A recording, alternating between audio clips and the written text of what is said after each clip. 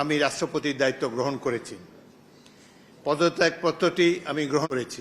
গণপ্রজাতন্ত্রী বাংলাদেশের সংবিধানের 50 অনুচ্ছেদের দফা 3 অনুযায়ী মহামান্য রাষ্ট্রপতি জনাব মোহাম্মদ শাহাবুদ্দিন তার স্বাক্ষরযুক্ত পদত্যাগপত্র আজ 20 জুলাই 2026 9 শ্রাবণ 1433 তারিখে রোজ শুক্রবার অপরাহ্ন 5:01 আমার নিকট পদত্যাগপত্র দাখিল করেছেন।